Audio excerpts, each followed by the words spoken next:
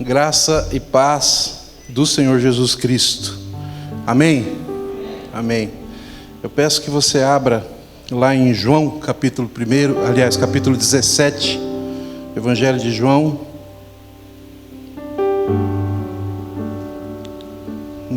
na oração sacerdotal de Jesus Cristo. Jesus intercedendo junto ao Pai pela sua igreja, pelos seus discípulos, por nós também. Amém? Louvado seja o nome do Senhor. Diz assim a palavra do Senhor a partir do versículo 17, tá, irmãos? João 17. Santifica-os na verdade, a tua palavra é a verdade.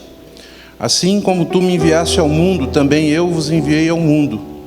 É a favor deles, e a favor deles eu me santifico a mim mesmo, para que eles também sejam santificados na verdade. Não rogo somente por estes, mas também por aqueles que vierem a crer em mim por intermédio da sua palavra. Jesus rogando por aqueles que vão crer nele. Somos nós, queridos, que cremos no Senhor Jesus. E no versículo 21 ele diz: a fim de que todos sejam um, e como és tu, ó Pai, em mim e eu em ti, também sejam eles em nós, para que o mundo creia que tu me enviaste. Amém, queridos? Louvado seja o nome do Senhor por essa palavra que celebra a unidade da igreja.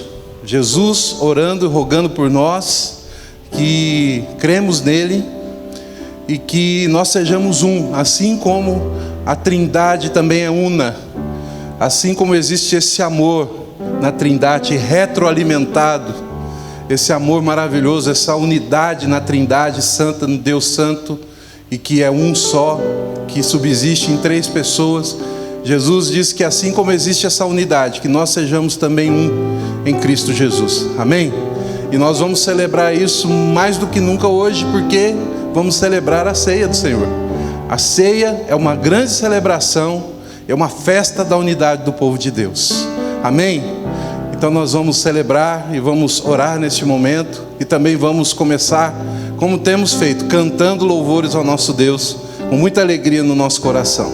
Amém? Vamos colocar de pé, vamos orar ao Senhor. Pai Santo, louvado seja o teu santo nome, louvado seja o Senhor para todos sempre. Com alegria, Senhor, nós nos colocamos diante do Senhor, nesse culto tão especial. Obrigado, louvado seja o Senhor para todos sempre. Obrigado, porque nós estamos aqui hoje, Senhor, num momento em que celebraremos a ceia do Senhor. Vamos celebrar a unidade do povo de Deus, a unidade da igreja.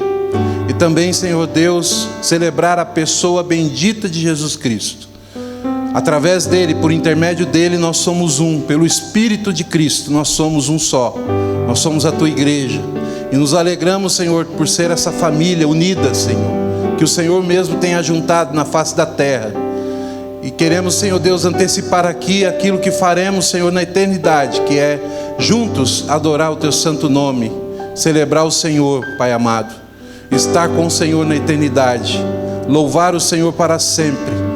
Oh Deus, em nome de Jesus, seja o dirigente principal desse culto e traz-nos, Senhor Deus, esse espírito de unidade, a unidade no Espírito Santo do Senhor. Em nome do Senhor Jesus que nós oramos. Amém. Amém. Vamos cumprimentar os nossos irmãos de longe mesmo, né? Com um tchauzinho. As famílias podem se abraçar, tá? Os familiares podem dar um abraço gostoso, como a gente tem costume de fazer. E vamos louvar juntos ao nome do Senhor com alegria. Amém? Vamos adorar o Senhor. Esse é o dia do Senhor, dia de celebrarmos, de nos reunirmos como igreja, como corpo, para celebrar aquele que nos deu vida, que nos deu esperança. Vamos louvar ao grande Deus nessa manhã.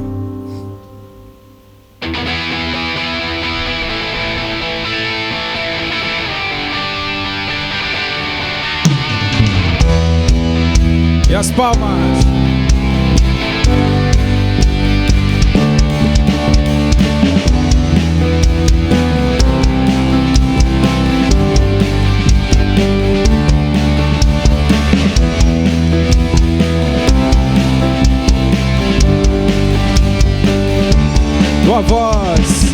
Tua voz é a voz que comanda o universo.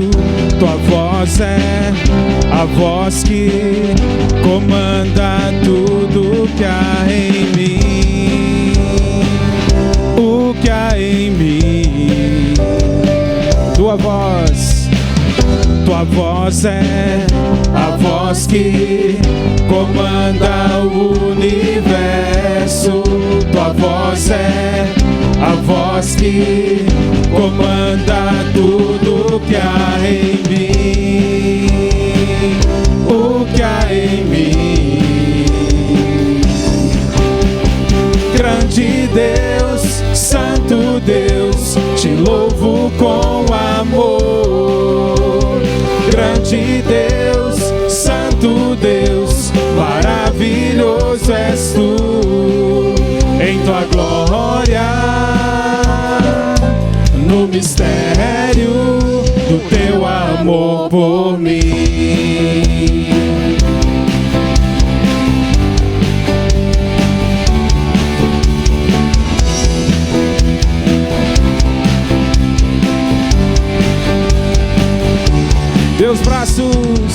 Teus braços criaram o que há na terra e nos céus. Teus braços me abraçam, seguro estou em tuas mãos,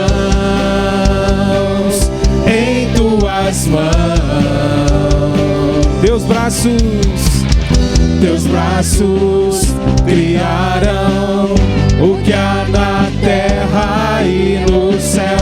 Teus braços me abraçam, seguro estou em tuas mãos, em tuas mãos. Grande Deus, Santo Deus, te louvo com amor. Grande Deus, Santo Deus, maravilhoso és tu. Grande Deus, Santo Deus, te louvo com amor. Grande Deus, Santo Deus, maravilhoso és tu.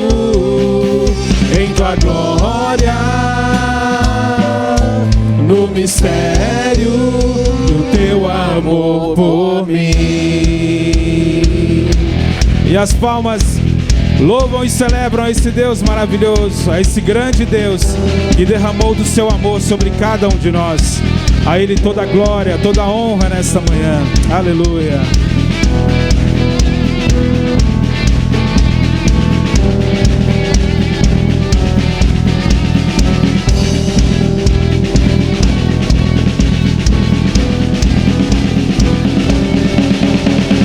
Grande Deus, Santo Deus, te louvo com amor. Grande Deus, Santo Deus, maravilhoso és tu. Grande Deus, Santo Deus, te louvo com amor. Grande Deus, Santo Deus, maravilhoso és tu. Em tua glória, no mistério, em tua glória, no mistério, em tua glória, no mistério do teu amor por mim.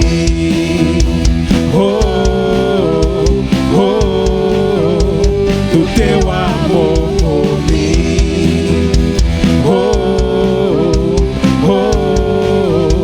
Do teu amor por mim.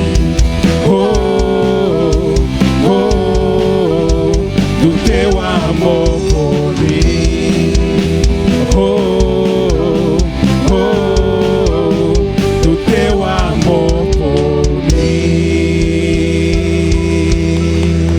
Glória a Deus, que Ele derramou do seu amor sobre nós, Bendito para sempre seja esse Deus, e bendito seja o Cordeiro para todos sempre. Aleluia. Digno ao Senhor.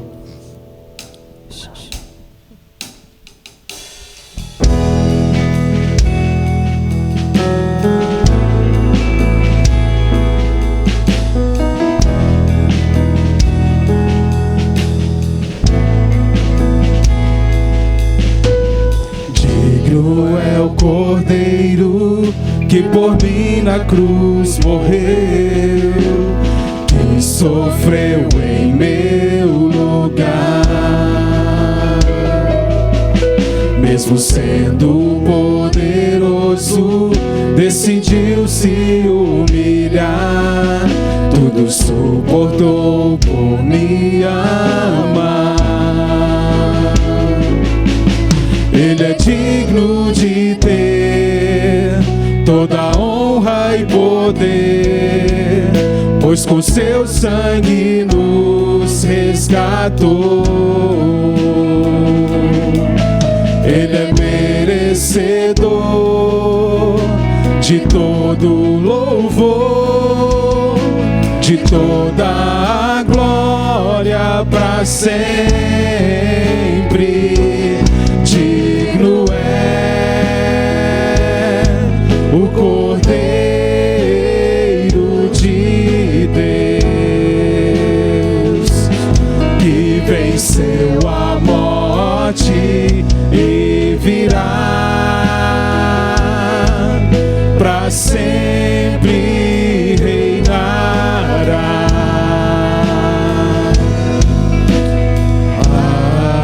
Aleluia.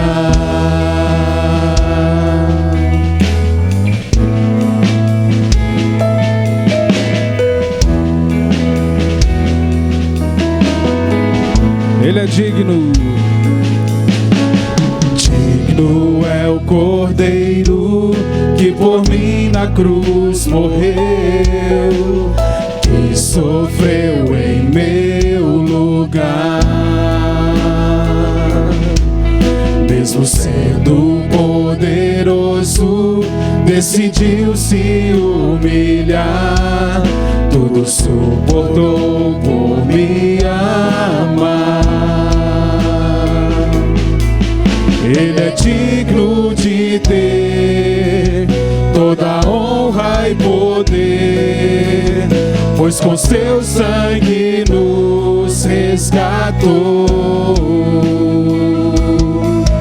Ele é merecedor de todo louvor, de toda a glória para sempre. Digno é o Cordeiro de Deus, que venceu a morte e virá para sempre reinará, e virá para nos buscar. Digno é o Cordeiro de Deus, que venceu a morte e virá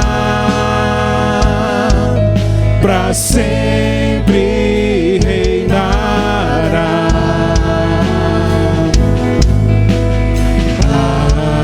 Aleluia.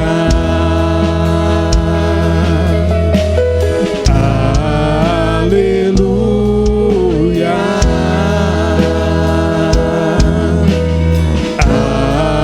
Aleluia.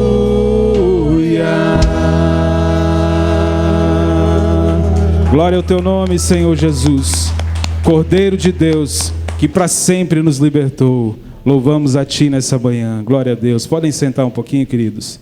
Esse é o momento dos nossos dízimos e ofertas. Mas antes temos um vídeo, é isso? Vamos lá então. Antes que eu viesse a existir, traçasse um plano lindo para mim, quisesse me usar para o teu louvor, Senhor. Igreja linda, igreja querida, IPVO em Maringá, Paraná. Eu sou Nelito Sanfoneiro, moro aqui no Alto Sertão Pernambucano, na cidade de Carnaíba, no Vale do Pajeú. Eu venho aqui, através desse vídeo, externar a minha gratidão a vocês, porque mesmo em tempos difíceis, como esse que nós estamos vivendo, vocês não nos abandonaram, vocês continuam cuidando dos missionários que estão no campo. Muito obrigado. Eu venho agradecer a Deus por cada um que compõe essa igreja maravilhosa, por cada um que tem se dedicado, que tem investido em vidas pelo mundo afora, não só pelo sertão afora. Obrigado, povo querido. Hoje eu vim dizer o que está em mim. Por todo lado a lutas nesse prosseguir. Meus amados irmãos, que maravilha a gente ouviu Nelito, esse homem de Deus, e parte dessa alegria, desse testemunho que ele acabou de dar aqui, é porque ele tem percebido essa unidade do povo de Deus, também no sentido de sustentar, da igreja que sustenta missionários, da igreja que sustenta aquele que é chamado para pregar a palavra de Deus, como é o caso do Nelito e toda a sua família. Que maravilha ouvi-lo, que maravilha a gente poder ver a alegria no coração e nos lábios desse missionário do Senhor, essa pessoa que nós gostamos tanto, amamos, e assim como Nelito, muitos outros irmãos também têm sido abençoados pelos seus dízimos e pelas suas ofertas, amém? E nós vamos continuar fazendo isso, porque Jesus disse, assim como o Pai me enviou ao mundo, eu também os envio ao mundo. Nós também somos enviados do Senhor para pregar o Evangelho. E muitos desses, como Nelito, estão em lugares onde o Evangelho ainda não chegou. Vão a lugares onde o Evangelho não chegou, onde nós não podemos chegar, mas ele consegue chegar. Assim como outros muitos missionários, outros muitos pregadores da palavra do Senhor estão espalhados pelo mundo inteiro, em lugares que nós não conseguimos chegar com os nossos pés, mas conseguimos chegar com os nossos dízimos e as nossas ofertas. Amém? Vamos continuar fazendo isso então, enquanto cantamos essa última canção com essa equipe de louvor maravilhosa. Que bênção, com esses louvores maravilhosos. Você vai ter a oportunidade também de adorar o Senhor com seus dízimos e as suas ofertas. Vamos fazer isso, vamos ficar de pé novamente e vamos louvar o Senhor.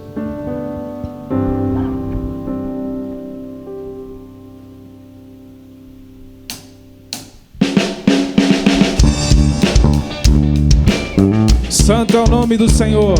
Vamos celebrar o Senhor nessa manhã.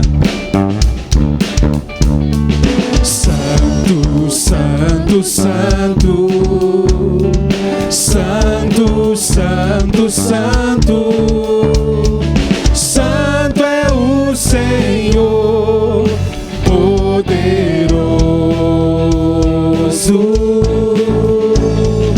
digno de toda honra, digno de toda glória e de receber todo o louvor. Louvem, louvem,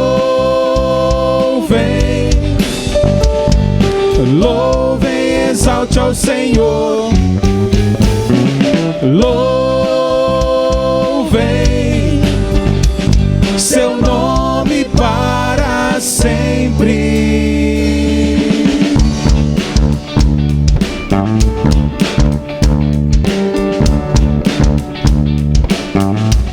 Ele é santo, santo, santo, santo, santo, santo, santo, santo é o Senhor, poderoso,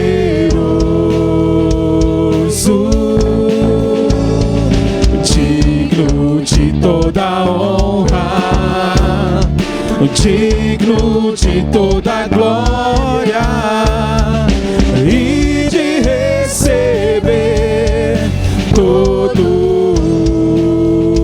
louvor. Louvem, louvem,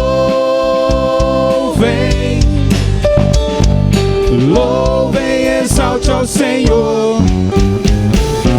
Louvem seu nome para sempre. Louvem, louvem, exalte ao Senhor. Louvem seu nome para sempre. Glória ao Senhor, santo ao Senhor.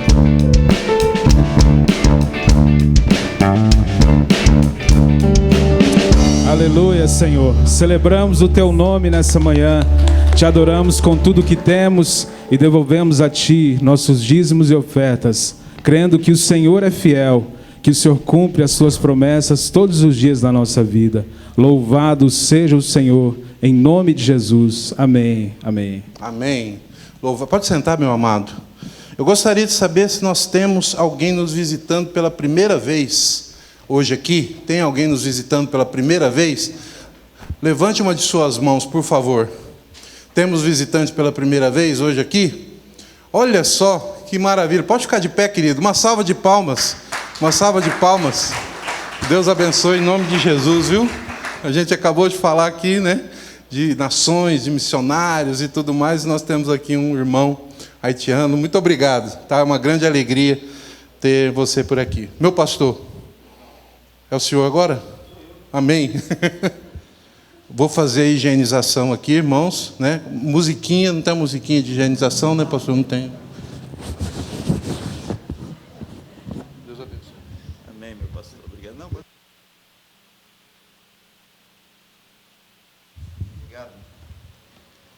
Obrigado, meu pastor. Obrigado, senhor pastor. A paz do Senhor, amém? Pastor Edward está mais elegante, os irmãos estão achando ou não? Você não repara essas coisas? Repara? Hein, Juliana? Está mais elegante, não está? Você sabe de quem que é culpa? Da Lohane. Irmãos, uma grande alegria vê-los, né? Grande alegria nós estamos aqui. Quero dizer aos irmãos que nossa junta diaconal está tomando todas as providências para que os nossos irmãos tomem a ceia junto conosco, aqueles que estão em casa, num gesto assim de carinho, de amor, e certamente, né, nessa noite eles cearão junto conosco, porque a nossa junta se mobilizou para isso, tanto na última ceia quanto nessa ceia, e nós louvamos a Deus pela vida desses amados irmãos, né? Eu queria convidar você a abrir sua Bíblia, querido. Vou ser breve, né? Não quero me demorar muito. No sermão mais famoso de Jesus, qual é, meu doutor? Qual é o sermão mais famoso de Jesus? Isso. Quero que você abra comigo em Mateus, capítulo 7.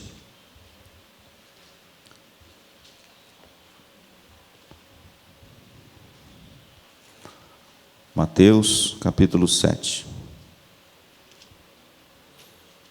Pastor Luciano já falou um pouco sobre o Sermão do Monte aqui nas quintas-feiras. E o interessante é que o Sermão do Monte, irmãos, não é o maior, mas é o mais famoso. O Sermão do Monte é um primor, e ele, como diz o Dr. Martin Lloyd Jones, ele contém a espinha dorsal de todo o ensino de Jesus e tudo aquilo que Jesus espera de mim e de você, como seu discípulo. Alguém já disse que se não tivesse uma palavra escrita na Bíblia, o Sermão do Monte bastaria para pelo menos a gente saber a obra do Senhor e aquilo que o Senhor requer do seu discípulo. O Sermão do Monte, irmãos, ele é um sermão pequeno, perto, por exemplo, do sermão de João, capítulo 13 ao capítulo 17. O interessante é que enquanto Jesus ia do cenáculo para o Getsêmani, ele pregou o seu sermão maior da Bíblia, onde ele começa com o lava-pés. Mas o Sermão do Monte, irmãos, é um primor, porque ele, além de ser poético, Jesus usa muitas figuras para nos ensinar muitas coisas, principalmente em dias como os nossos. O Sermão do Monte, ele contém uma introdução, que todos nós sabemos qual é, no capítulo 5, no versículo 1 ao versículo de número 12, ele contém as bem-aventuranças, que é a medula, o que está dentro da espinha, segundo o Dr. Martin Lloyd-Jones, do Sermão do Monte. Depois, o Sermão do Monte, no capítulo 5, fala sobre a visibilidade do discípulo de Cristo. Assim brilha a vossa luz diante dos homens, para que eles vejam as vossas boas obras e glorifiquem o vosso Pai que está no céu. O capítulo 5 é um capítulo onde o cristão é conclamado a brilhar, a salgar, a iluminar, onde quer que Deus o envie. O capítulo 5 é o capítulo das visibilidades. É aquele cristão que se torna visível através do seu testemunho no meio de toda uma geração. E aí vem o capítulo 6, onde o Senhor Jesus, ele vira o lado do disco, pelo menos no meu tempo, O disco de vinil tinha lado A e lado B. E Jesus então vira o lado do disco e ele fala agora não da visibilidade, ele fala agora daquilo que está oculto, em secreto. E quando você faz isso em secreto, o teu Pai que vem em secreto te recompensa. Você pode ver que o capítulo 6 é o capítulo das práticas devocionais em secreto. A caridade, o jejum, a oração, tudo isso em secreto. Por quê? Porque o que você faz em secreto é que fundamenta o que você faz diante dos homens. Guarde isso. E o interessante é que Jesus começa o Sermão do Monte com as visibilidades, com aquilo que você precisa ser diante dos homens e da sociedade. Irmãos, em dias de pandemias como as nossas, Jesus requer de você, viu? E eu creio que são em circunstâncias assim que o nosso testemunho deve brilhar mais alto, que o nosso sal deve salgar com mais poder, e que a nossa luz tem que brilhar de forma bem fulgurante. Para quê, pastor? Para que o mundo veja, irmãos, a diferença entre o crente e o descrente. A diferença entre o salvo e o não salvo. A diferença entre aquele que crê e aquele que não crê. A diferença entre aquele que tem esperança para aquele que não tem esperança. A diferença, querido, daquele que tem em Jesus a sua maior alegria, para aqueles que têm no mundo a sua maior alegria. O capítulo 5, irmãos, é o capítulo do testemunho.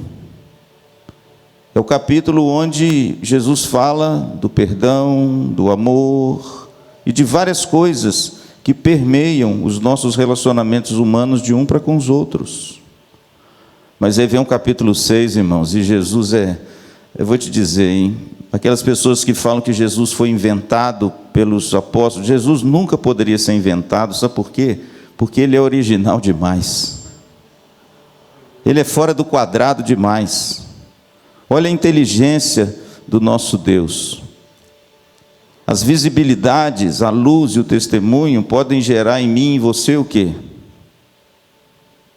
Quando de repente você é uma pessoa que brilha a sua luz diante das pessoas, o que isso pode gerar no ser humano?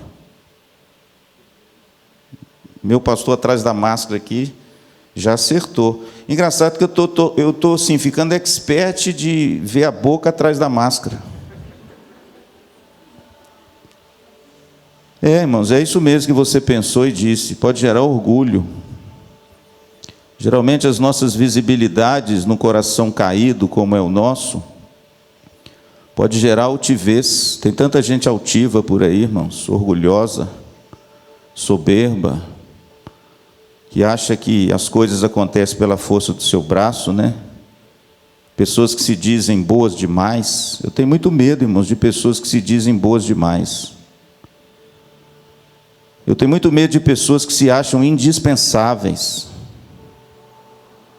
E aí vem Jesus, irmãos, e equilibra a coisa com o capítulo 6, dizendo o seguinte: olha, toda a sua visibilidade, ela precisa estar sujeita àquilo que está em secreto. Porque se você não tiver aquilo que está em secreto, aquilo que é o fundamento, a sua visibilidade pode se tornar em pecado. Entende a inteligência do Sermão do Monte? Aí no capítulo 6, irmãos, Jesus fala assim: olha, você ora em secreto, você faz o bem ao outro em secreto, você jejua em secreto, e o Pai que te vê em secreto te recompensará. Em outras palavras, a visibilidade encontra o seu fundamento naquilo que está em secreto, naquilo que você é diante de Deus, nas suas práticas devocionais, aonde ninguém te vê, só Deus. Ser crente para os outros é mais fácil do que ser crente para você mesmo e para Deus. É ou não é? Ser crente num púlpito pregando a palavra de Deus é fácil. Está aqui o meu pastor, está ali o meu pastor, está aqui meu outro pastor. É bênção, hein? Você estuda o texto, não é, meu pastor?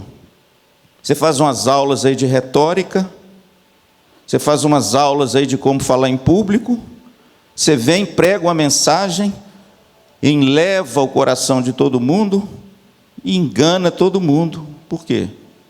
Porque é só visibilidade.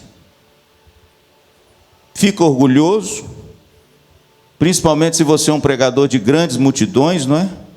Que só prega para grandes multidões. Mas aí vem Jesus e diz assim: cuidado, cuidado, porque isso pode gerar no seu coração soberba, orgulho e pode fazer você cair. Pastor, qual é o antídoto contra isso? O secreto. A vida em secreto. O que você faz em secreto? O que você é em secreto, na sua casa, com seus filhos, com você mesmo. E isso é que vai dar o fundamento correto para que a sua visibilidade não seja para você um tropeço. Amém? E aí vem o capítulo 7, que é a conclusão. Mas o interessante é que o capítulo 7, a conclusão do capítulo 7, ele começa no versículo 13. E eu, como sou muito pitaqueiro, eu acho que o capítulo 6, viu, meu pastor, do Sermão do Monte, deveria ir até no versículo 13 do capítulo 7. Porque a mensagem do início do capítulo 7 tem muito mais a ver com a mensagem ainda do capítulo 6. Por quê? Porque o versículo 13 do capítulo 7 até o versículo final, o versículo de número 27, ele trata de uma coisa só. De quê? Da conclusão. O interessante, irmãos, veja bem como é que é a estrutura do Sermão do Monte. Eu já estou quase terminando. O Sermão do Monte tem uma introdução cujas bem-aventuranças nos chocam. Por quê? Porque inverte os valores que o mundo aplaude para aqueles que Deus aplaude. Bem-aventurados são os pobres. Bem-aventurados os que choram. Bem-aventurados pacificadores. Bem-aventurados misericordiosos. Bem-aventurados que têm fome. Em outras palavras, bem-aventurados são todos aqueles que às vezes o mundo acha que é um pobre coitado, mas que para Deus são os bem-aventurados. Depois, irmãos, Jesus fala da visibilidade do discípulo. Por quê? Porque eu e você temos que brilhar mesmo. Cristão avestruz não é cristão. O cristão tem que ser igual aquela letra do Cazuza: Brasil, mostra a tua cara. E aí vem o capítulo 6, irmãos, fala da visibilidade, da piedade, do homem piedoso diante de Deus, né? Da oração piedosa, que deve ser feita aonde? No alto do monte, cheio de gente pulando? Não, no teu quarto, fecha a porta e ora em secreto, porque o teu pai que te vê em secreto faz o quê? Te recompensa. E aí, irmãos, no capítulo 7, Jesus conclui o Sermão do Monte com os 3 componentes de uma fé genuína, em contrapartida dos 3 componentes de uma fé falsa. Se você for um leitor do Sermão do Monte, você vai ver que a partir do versículo 13, Jesus usa 3 metáforas em pares, para dizer exatamente a mesma coisa. A conclusão do Sermão do Monte, os 3 componentes de uma fé genuína. Primeiro, Jesus fala dos 2 caminhos, pode olhar aí. Entrai pela porta estreita, porque estreita é a porta e apertado o caminho, versículo 13 e 14. E são muitos os que entram por ela. Entrai pela porta larga, porque espaçoso é o caminho. E aí Jesus fala o seguinte: há 2 caminhos, está vendo? A primeira metáfora.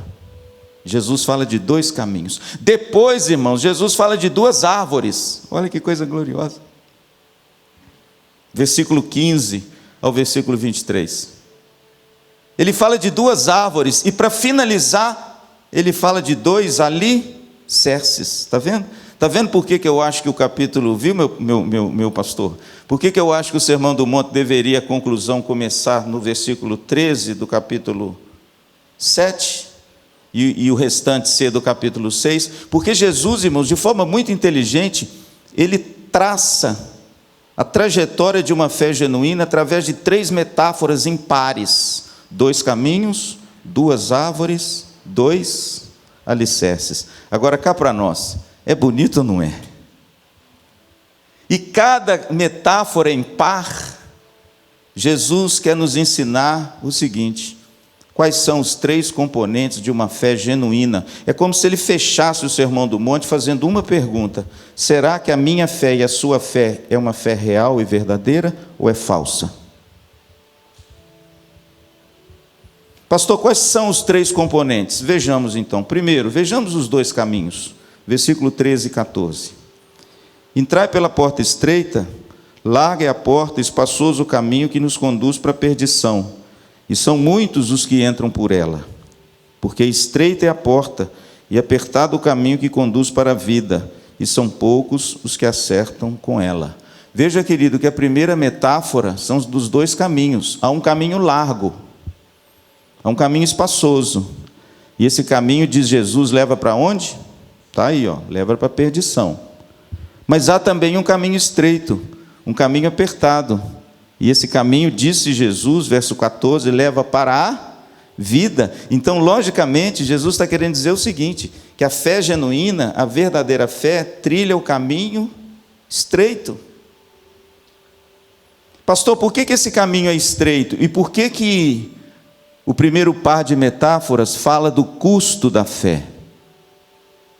O custo da fé.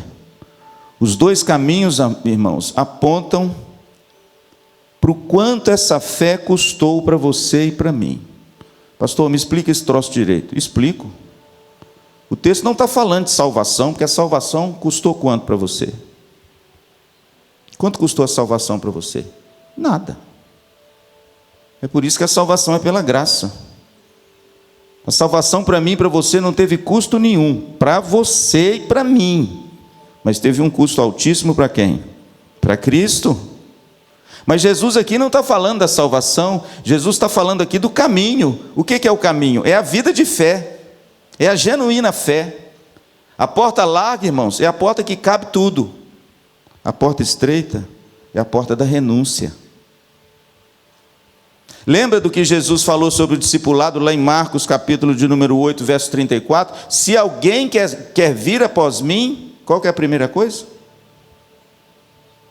Negue-se a si mesmo. Pastor, por que é o caminho estreito? Porque é o caminho da renúncia. É o caminho de você abrir mão do eu quero. Está muita gente sentada nos bancos das igrejas hoje, irmãos. Aliás, não tem muita gente não, desculpa. Tem pouca gente. Então eu vou fazer de novo a minha assertiva. Tem pouca gente sentada no banco das igrejas hoje, irmãos, que ainda teima em bater no peito e dizer eu quero. Pois deixa eu te dizer uma coisa: este é o caminho largo. Porque o caminho estreito é Cristo que é. Lembra da oração de Jesus no Getsêmani? Senhor, se tu quiseres, passe de mim esse cálice, contudo, não seja feita a minha vontade, mas a tua vontade. Pastor, por que é caminho estreito? Porque é o caminho da renúncia, é o caminho do discipulado. Se alguém quer vir após mim, Marcos 8,34, negue-se a si mesmo, tome a sua cruz. É o caminho da renúncia, meu irmão. Renúncia do eu, renúncia do ego, renúncia do pecado. É o caminho de discipulado, de seguir a trilha de Jesus. É o caminho da cruz. Não é o caminho da glória. É o caminho da cruz que nós precisamos trilhar. E para trilhar esse caminho, irmãos, nós vamos ter que renunciar a algumas coisas, ou não? É por isso que o caminho é estreito. É um caminho que nos constrange a fazer uma pergunta para nós: quanto é que essa fé primorosa que me foi dada tem custado para mim? Será que eu tenho conseguido abrir mão de algumas coisas que eu sei que entristecem o meu Senhor por causa dele? Esse é o caminho estreito. Esse é quanto a fé tem custado para você, no sentido de você se despojar de coisas que você sabe que é pecado, que entristece ao Senhor e que tem consequências ruins na sua vida por causa de Cristo. Blaise Pascal foi um matemático e um químico lá dos séculos passados. Ele escreveu uma obra maravilhosa que se chama Pensamentos. Uma das frases de Blaise Pascal, sempre falam muito comigo, ele diz o seguinte: Cristo te aceita do jeito que você está, mas depois de vir a Ele, você nunca mais poderá permanecer como está. Sabe o que é isso? Esse é o caminho estreito. É depois que você começar a seguir a Cristo, você precisa de fazer aquilo que Hebreus capítulo 12, versículo 1 faz: desembaraçando-nos de todo o peso e do pecado que tenazmente nos assedia, corramos com perseverança a carreira que nos está proposta. Sabe o que significa isso? Caminho estreito. Vejamos, irmãos, as duas árvores. Deixa eu correr. Versículo 15. Acautelai-vos dos falsos profetas que se vos apresentam disfarçados em ovelhas, mas por dentro são lobos roubadores. Pelos seus frutos os conhecereis. Colhem-se porventura uvas dos espinheiros ou figos dos abrolhos? Assim toda árvore boa produz bons frutos, porém a árvore má produz frutos maus. Não pode a árvore boa produzir frutos maus, nem a árvore má produzir frutos bons. Toda árvore que não produz bom fruto é cortada e lançada ao fogo. Assim, pois, pelos seus frutos os conhecereis. Veja, querido, que as duas árvores tratam do fruto da fé. Os dois caminhos tratam do custo da fé. As duas árvores tratam do fruto da fé. E aqui, irmãos, Jesus diz algumas coisas interessantes. Primeiro, toda árvore produz fruto, bom ou ruim. Mas toda árvore, irmão, foi plantada para produzir fruto. Aquela árvore que não produz fruto, ela é deficiente, ela pode ser eliminada. E Jesus deu um exemplo muito claro disso com a figueira estéril. Lembra disso? E quando Jesus chega lá em Jerusalém, sai de Jerusalém e vai pernoitar em Betânia, vê uma figueira, e a Bíblia diz que ela não tem fruto, o que Jesus faz com ela? Amaldiçoa a figueira, e ela seca instantaneamente desde a raiz. Sabe por quê? Porque toda árvore, o que se espera dela é a produção de fruto. Mas o texto também nos ensina, irmãos, que toda árvore produz o fruto conforme a sua natureza. Versículo 17 e 18 fala isso. A árvore boa produz fruto bom. A árvore má produz fruto mau. E aí Jesus termina dizendo o seguinte: pelos frutos, então, você vai conhecer a árvore. Mas o que Jesus está querendo dizer aqui? Jesus está dizendo um texto intercalado no texto dos falsos profetas. Eles têm aparência, eles se parecem com ovelhas, podem ver o verso 15. Mas eles não têm frutos. Por quê? Porque a árvore é má. Em outras palavras, irmãos, Jesus está dizendo o seguinte: não tem jeito de você ser neutro. Ou você produz bons frutos, ou você produz maus frutos. Não tem jeito. E aí, logicamente, irmãos, Jesus confronta os falsos, dizendo a eles o seguinte: vocês me dizem, Senhor, Senhor, mas vocês não fazem o que eu vos mando. E aí você vê, querido, que as duas árvores confrontam e tratam do fruto da fé. A fé genuína é aquela que produz bom fruto. Por quê? Porque ela vem de uma natureza regenerada pelo Espírito Santo de Deus. Porque agora quem produz esse fruto em você é o Espírito Santo do Senhor. Então, através desse fruto do Espírito que ele produz na vida do crente regenerado, você conhece a árvore. É algo que vem de dentro, e por causa disso, esses frutos são visíveis agora do lado de fora. E aí, irmãos, Jesus confronta a fé verdadeira e a fé falsa através dos frutos que a pessoa produz. Que coisa gloriosa! O apóstolo Paulo, escrevendo aos Gálatas, um texto muito conhecido, né? No capítulo 5, ele confronta o fruto do Espírito com as obras da carne. Depois você lê lá. As obras da carne é um rosário de coisas pecaminosas. E o fruto do Espírito, irmãos, não é exaustivo o texto, viu? Tem muito mais fruto do que aquele. Mas o apóstolo Paulo cita alguns que é evidência da genuína fé. E o interessante é que o primeiro deles é aquele fruto que a gente mais ouve falar na Bíblia. Mas o fruto, Gálatas 5:22, mas o fruto do Espírito é, qual o primeiro? Amor. Só que aqui no texto, irmãos, a ênfase de Jesus não é no amor, embora os discípulos de Cristo sejam conhecidos pelo amor. João capítulo 13, versículo 35 e 36. Mas aqui, irmãos, o principal fruto que distingue o verdadeiro dos falsos, que está aí no versículo 15, a partir do verso 21 ao 23, é a obediência. Veja o verso 21 comigo, por favor. Nem todo o que me diz Senhor, Senhor, entrará no reino dos céus, mas aquele, o que está escrito aí? Aquele que faz a vontade de meu Pai que está no céu. Pastor, quem são aqueles que dizem Senhor, Senhor? São aqueles cuja profissão de fé só estão nos lábios. Pois aquele que me diz, está vendo a ênfase de Jesus? Senhor, Senhor, o que significa isso? Uma profissão de fé, irmãos, epidérmica, só de palavra, mas não tem obediência. Nem todo que me diz Senhor, Senhor, entrará no reino, ou seja, possui a fé genuína para entrar no reino, mas aquele que faz a vontade do meu Pai. O que significa isso? Numa palavrinha só? Mas aquele que obedece. É por isso, irmãos, que o principal fruto de uma fé genuína é a obediência. Não é fazer o que você quer, não é fazer qual a sua vontade, mas fazer a vontade de Deus, a vontade revelada de Deus. Pela obediência, a fé genuína será reconhecida. Deixa eu te fazer uma pergunta: você é obediente à palavra de Deus? Você se dobra a ela? Ela está acima da sua vontade?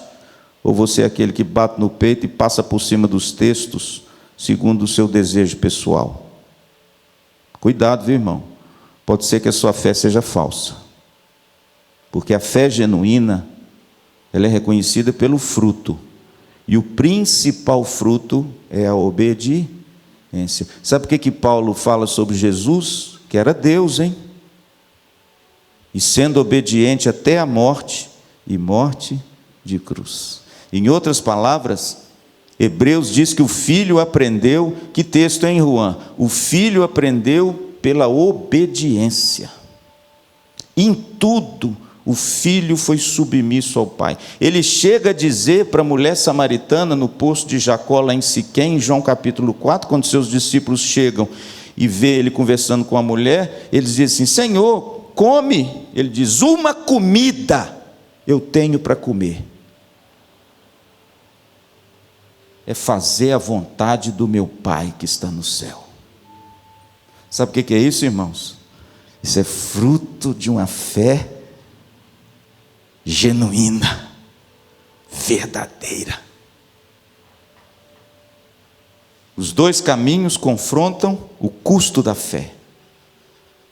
A verdadeira fé trilha o caminho estreito da renúncia, da cruz, do sacrifício, do discipulado.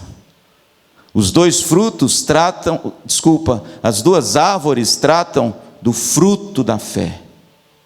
A árvore boa produz bons frutos, e a fé genuína produz bons frutos para a glória de Deus. Por quê? Porque a árvore é boa. Boa por causa de quem? Boa por causa do Espírito Santo que habita em nós, em mim e em você. E aí Jesus termina, irmãos, com os dois alicerces. Olha que coisa gloriosa, verso 24. Todo aquele, pois, que ouve estas minhas palavras e as pratica, será comparado a um homem prudente que edificou a casa sobre a rocha. Caiu a chuva, transbordaram os rios, sopraram os ventos, deram com ímpeto contra aquela casa que não caiu, porque fora edificada sobre a rocha. E todo aquele que ouve estas minhas palavras e não as pratica, será comparado a um homem insensato que edificou a casa sobre a areia, e caiu a chuva, e transbordaram os rios, sopraram os ventos, e deram com ímpeto contra aquela casa, e ela desabou, sendo grande a sua ruína. Veja, irmãos, que os dois alicerces agora, eles confrontam, eles tratam da resistência da fé. Custo da fé, fruto da fé e resistência da fé. Os três componentes de uma fé genuína. Qual a diferença do homem prudente para o homem insensato? Vamos ver. Vamos fazer de conta que nós estamos na escola dominical. Qual a diferença do homem prudente nesse texto para o homem insensato? Simples, né? Está aí no versículo de número 24 e no versículo 26. O prudente, o alicerce é a rocha. O insensato, o alicerce é a areia. Essa é a única diferença. Sabe por quê? Porque o resto eles fizeram igualzinho. E inclusive sofreram os reveses iguaizinhos. Mas tem uma outra diferença. Qual é? A casa do homem prudente e a casa do homem insensato. O que aconteceu com a casa do homem prudente? Ela permaneceu. E a casa do homem insensato? O que aconteceu? Ela desabou. Mas não é só isso não. Olha o que diz o texto no versículo 27. E foi grande a sua ruína. Tem mais coisa do que uma casa desabar aí. Agora deixa eu fazer uma outra pergunta para vocês. O que é no texto a rocha e a areia? Porque é claro que isso é uma metáfora. São dois alicerces que Jesus usa como metáfora. O que é o homem que constrói sobre a rocha e o que é o homem que constrói sobre a areia? Qual é o diferencial um do outro? Está aí no versículo 24 e no versículo 26. Todo aquele que ouve a minha palavra e é considerado um homem que construiu a casa sobre a... Então o que significa construir sobre a rocha? Ouvir e obedecer. Está vendo a tônica da obediência e da prática que Jesus bate nela consistentemente? Pastor, o que significa construir sobre a rocha? É você ouvir e não ser apenas ouvinte. Por quê? Porque isso o insensato é. Veja o insensato. Versículo de número 26. Todo aquele que ouve as minhas palavras... Mas qual a diferença? Está vendo, Sandra? Qual a diferença? E não pratica. Em outras palavras, irmãos, qual realmente é o diferencial no texto? Praticar e não praticar. Sabe por quê? Porque ouvir, todo mundo está ouvindo. Eu não é. Quanto tempo a gente ouve a palavra de Deus? Quanto tempo, irmãos, tem pessoas ouvindo a palavra de Deus e ela entra no ouvido e sai no outro? A pessoa é apenas ouvinte.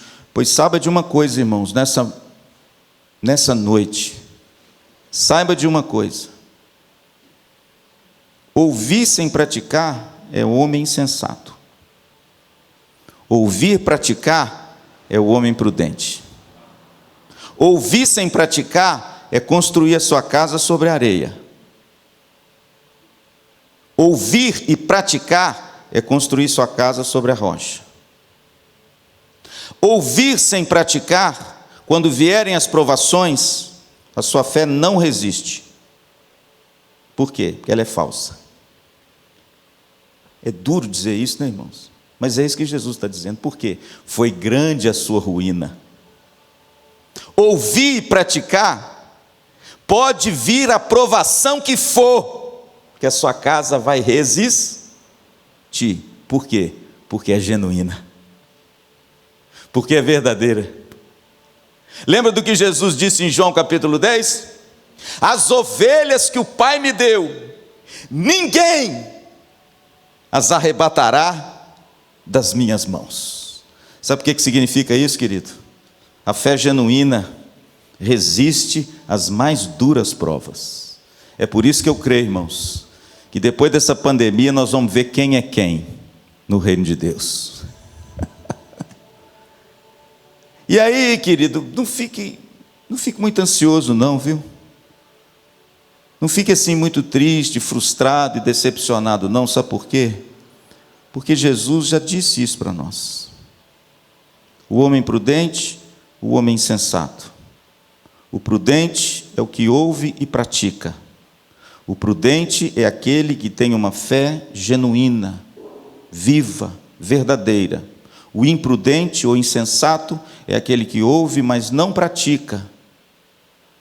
E quando vierem as provações, porque vêm sobre todos, pode olhar no texto. Aliás, o texto é igualzinho para os dois, até a construção no grego original é igual. Tudo que acontece com um, acontece com o outro. Mas qual que é o diferencial? Aquele que ouve e pratica, em outras palavras, aquele que obedece, que tem uma fé genuína, que ama obedecer ao Senhor, que se submete à sua vontade. A Bíblia diz que a casa dele vai permanecer o quê? Intacta. Em outras palavras, uma fé genuína, irmãos, ela resiste. Agora, uma fé falsa, ela só dura até a aprovação.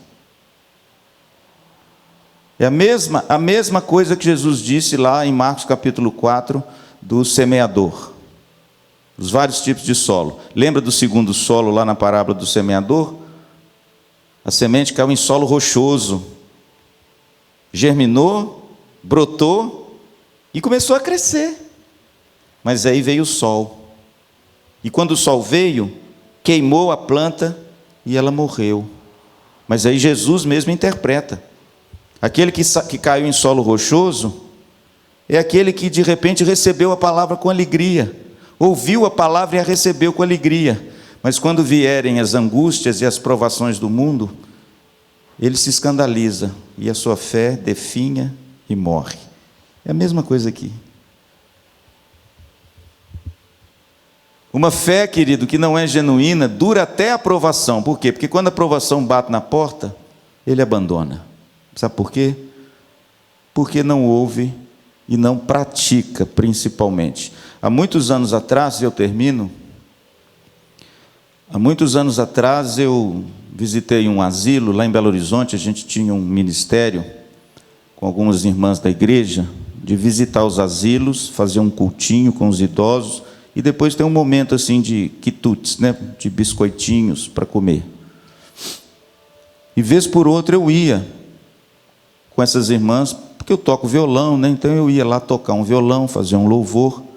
Eu aproveitava e dava uma palavra para os idosinhos, né? Porque lá em Belo Horizonte tem muito disso, casa para idosos.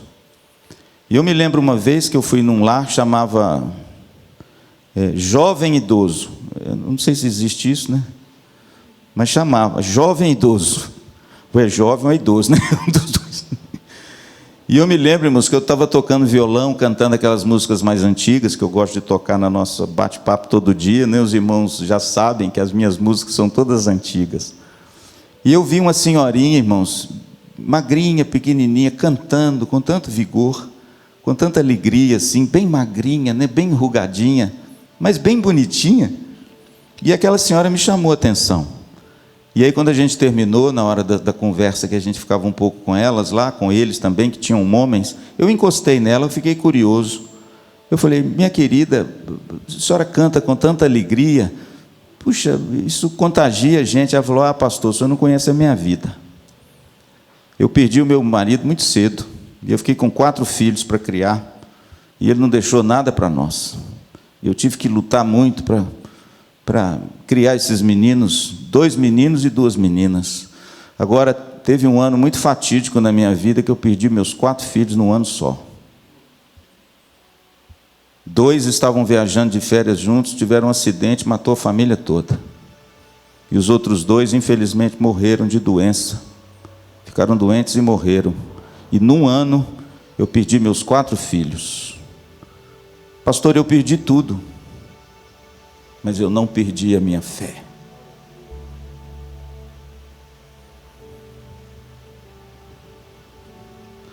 Pastor, o que é isso? Fé genuína. Fé que resiste. Fé que pode vir o vento que for. Pode vir a tempestade que for. Pode bater contra a casa do jeito que for. Mas ela sempre vai resistir. Por quê? Porque é uma fé genuína, que não só ouve, mas que pratica. Amém? Aí, irmãos, eu não tive como não me lembrar de Jó. Jó também é um homem que tem uma fé genuína. Perdeu tudo. Aliás, foi pior do que aquela senhorinha, porque no final da história, ela falou comigo assim: pastor, mas eu sou muito feliz. Eu falei: estou vendo.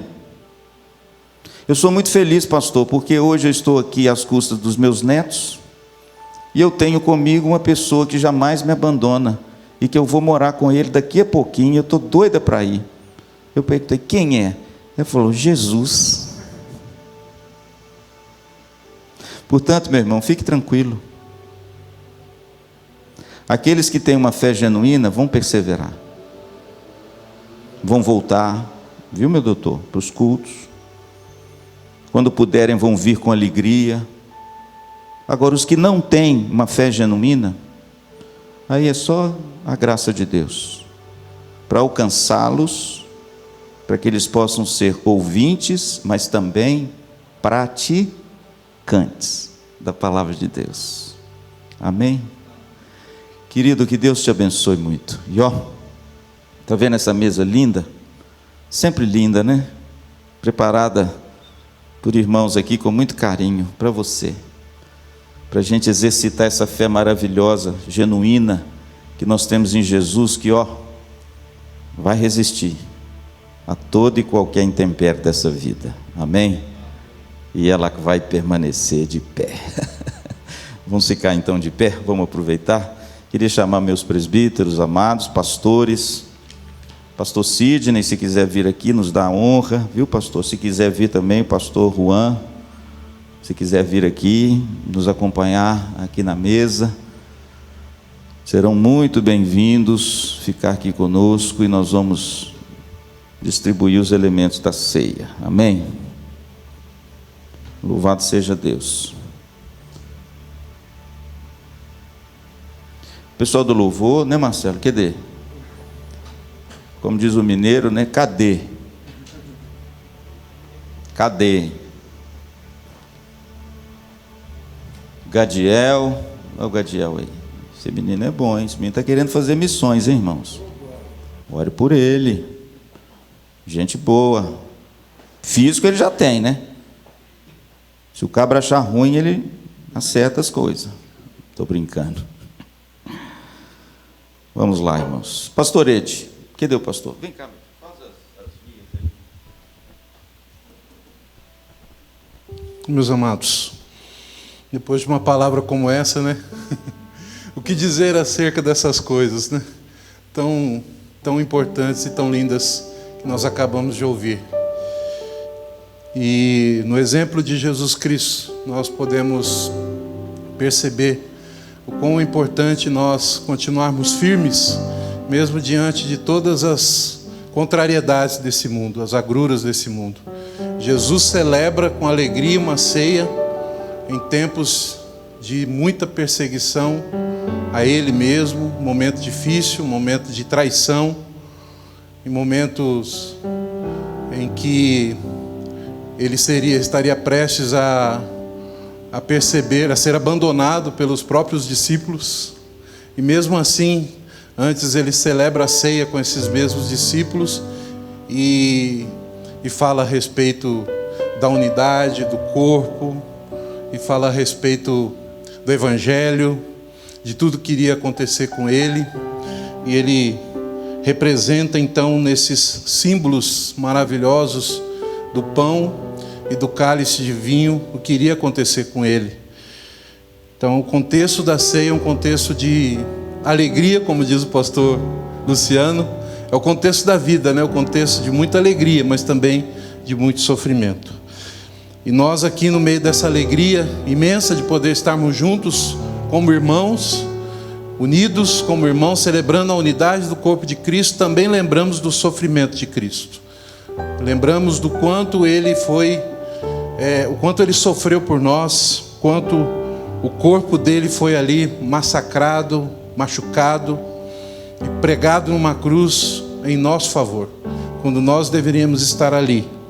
E quanto o seu sangue foi derramado para a remissão dos nossos pecados. É também um momento de lembrança, como ele diz, fazer isso em memória de mim. Vamos fazer isso, irmãos, então, e vamos fazer uma oração ao Senhor, consagrando esses elementos da ceia, e depois, como nós temos feito, ou como nós fizemos da última vez, você vai receber, né, o pão e o cálice juntinhos, né? Essa forma maravilhosa que a igreja descobriu, né? Pela bondade e misericórdia de Deus, alguém que fez esterilizado esses copinhos junto com o cálice, para a gente poder fazer isso com segurança, com tranquilidade. Então você vai receber, e depois nós vamos comer o pão e tomar o cálice juntos, como igreja do Senhor. Vamos orar. Pai amado, em nome de Jesus, obrigado pela Tua palavra. Obrigado pelo que nós aprendemos aqui nesta manhã mais uma vez, pela Tua santa e bendita palavra, Senhor. Não queremos, Senhor Deus, ser apenas aqueles, Senhor, que fazem coisas em Teu nome, muitas vezes pregando, expelindo demônios, profetizando ou fazendo milagres. O Senhor disse que nós faríamos todas essas coisas pelo poder do Espírito Santo, mas não é isso, Senhor Deus, que vai dizer quem nós somos, que nós somos do Senhor, mas sim o fato de sermos praticantes da Tua palavra, obedientes, se necessário, até a morte. É sim, Senhor Deus, pela obediência e pela prática, Senhor Deus, da obediência à Tua palavra, Senhor Deus, é que nós seremos reconhecidos como aqueles que habitarão, que habitam o reino de Deus, aqueles que estarão com o Senhor, aqueles que receberão o chamado: vinde benditos de meu Pai, entra no gozo do teu Senhor. São aqueles que praticam a Tua palavra, Senhor. Obrigado pela Tua palavra, e que nós nesse momento possamos celebrar tudo aquilo que o Senhor conquistou na cruz em nosso lugar, Senhor Deus. Celebrar, Senhor Deus, com alegria a unidade que nós temos em Ti, Senhor. O Senhor que é o Deus, o Filho da aliança, o mediador da aliança que o Pai tem conosco. Ó Deus, em nome de Jesus, ministra, Senhor, ao nosso coração. Continua ministrando, falando através desse rito bendito da ceia do Senhor. Nós consagramos a Ti, Senhor Deus, este pão, Senhor, e este cálice separados para esse momento, Senhor, para a edificação da nossa vida, e faremos isso em memória do Senhor mesmo. Em nome de Jesus que nós oramos agradecidos. Amém. Amém. Amém.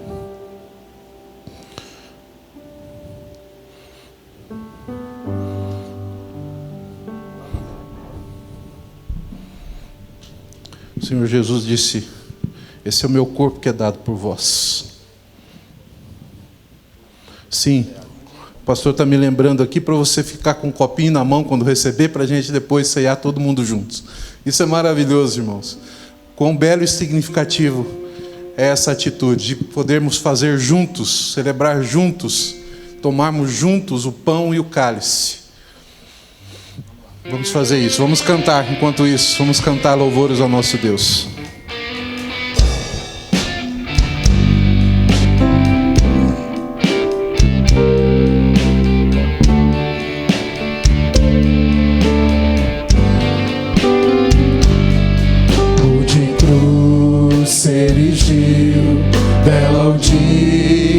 Fugiu como emblema de vergonha e dor.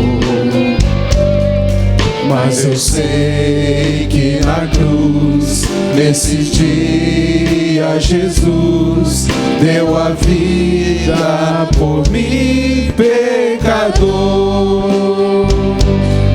Sim, eu amo a mensagem da cruz. Seu triunfo, meu gozo será.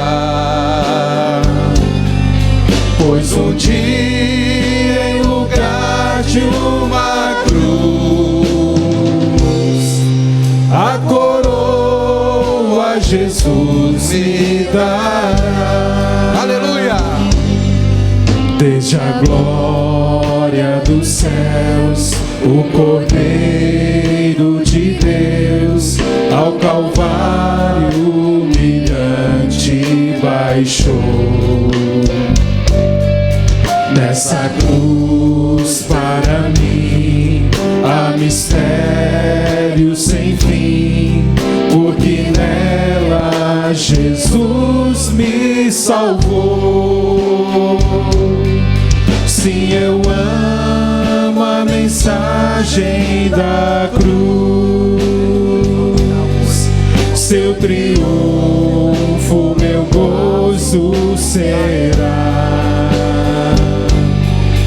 Pois um dia, em lugar de uma cruz,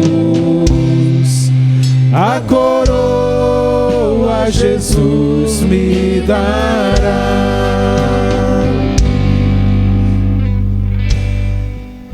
Amém, louvado seja o Senhor. Em lugar de uma cruz, a coroa Jesus me dará, né? É o que nos aguarda, né? Na glória eterna, naquele dia que Jesus falou. Meus irmãos, em unidade nós vamos fazer, mas vamos fazer isso com calma, tá? Tranquilidade. Nós vamos primeiro comer o pão. Primeiro você pode tirar aí o pãozinho, fazer isso aqui também.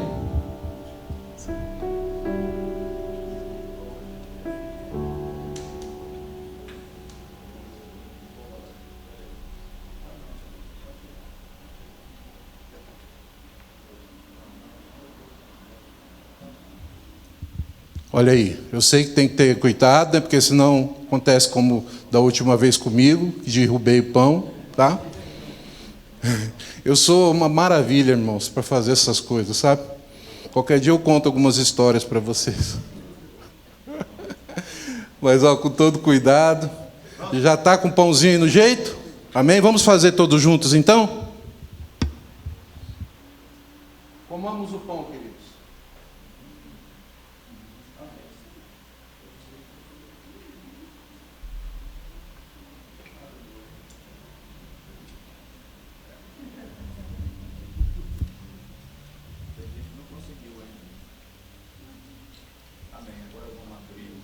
Amém, amém, queridos. Louvado seja o nome do Senhor. Agora vamos abrir o cálice, tá? Com todo cuidado. E vamos tomar o cálice que representa o sangue de Jesus, o sangue da nova aliança para a remissão de pecados. Ah, queridos, esse sangue que foi derramado em nosso favor. Vamos tomá-lo juntos?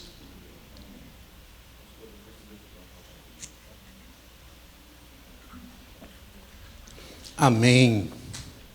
Amém. Isso. Como o pastor Luciano tem falado, né? Se você quiser guardar aí para a posteridade, para contar para os netos ou bisnetos, aqueles que estarão ao redor da mesa, como diz lá no Salmo 128, né? Um dia isso aconteceu, né? É um registro histórico, né, irmãos? Tudo isso que nós estamos vivendo, né? Pastor Luciano vai dar uma palavra para os irmãos agora. Amém. Pode sentar, pode ir, irmãos, obrigado. Irmãos, vamos ficar em pé? Não, desculpa. Vamos sentar os irmãos aqui, pode descer. Quinta-feira, o pastor Luciano começou uma série de mensagens sobre a armadura de Deus. Falei quinta-feira agora sobre a natureza das nossas armas e o propósito delas. E na próxima quinta-feira nós vamos agora elencar quais são elas. E todas essas mensagens vão sair no boletim da igreja. Por exemplo, no boletim de hoje já está o esboço da mensagem de quinta-feira. Então, se você quer ter também, pelo menos, né, você vai ter por áudio e você vai ter escrito essa mensagem de quinta-feira no próximo domingo no boletim, como está aí para você, ok? Mas se você puder vir, venha nos cultos de quinta-feira, que a gente vai falar sobre isso. Amém? Vamos orar, vamos agradecer a Deus. Senhor, muito obrigado de participarmos da Tua mesa, porque a Tua salvação, Senhor, custou para nós absolutamente nada, mas custou para o Senhor a morte do Teu Filho amado Jesus Cristo. Por isso o Teu servo Paulo insiste em dizer-nos: desenvolvei a vossa salvação com temor e tremor. Que no nome de Jesus, ó Deus, possamos exercitar essa fé rica, bendita, genuína, verdadeira, trilhando sempre, Senhor, o caminho estreito, nos lembrando que a porta e o caminho do reino de Deus não é espaçoso. O caminho espaçoso é o caminho do mundo, e a Tua palavra diz que ele é o caminho da perdição. Ajuda-nos, ó Deus, a produzir bons frutos, vindo de uma árvore nova, regenerada, convertida, santificada pelo Teu Espírito Santo. E principalmente, Senhor, o fruto da obediência e o fruto do amor. Ajuda-nos, ó Deus, a não sermos ouvintes negligentes, como diz Tiago, mas operosos praticantes da Tua palavra, porque a fé genuína, ela resiste à mais dura tempestade. E a fé genuína é aquela que ouve e pratica a Tua palavra. Ajuda-nos, ó Deus, a sobreviver às intempéries desse mundo, às dificuldades, aos ventos contrários, às tempestades que muitas vezes assaltam a nossa casa. Mas nós temos a garantia de que no Senhor a nossa casa vai resistir. E nós vamos permanecer de pé até a vinda do Filho do Homem em poder e grande glória. Abençoa os meus irmãos, alimenta-os, ó Cristo, espiritualmente, para que eles nessa manhã saiam daqui fortalecidos no Senhor e na força do Seu poder. E agora, meus amados irmãos, que a graça maravilhosa do nosso Senhor e Salvador Jesus Cristo, o amor de Deus nosso Pai, a comunhão e as consolações do Santo Espírito de Deus seja sobre sua vida e sobre todo Israel de Deus, hoje e eternamente. Amém e amém. Amém, meus amados? Um beijo carinhoso, dá um abraço no seu irmão, se você puder, né? E para o outro você faz um coraçãozinho assim, ó, tá bom?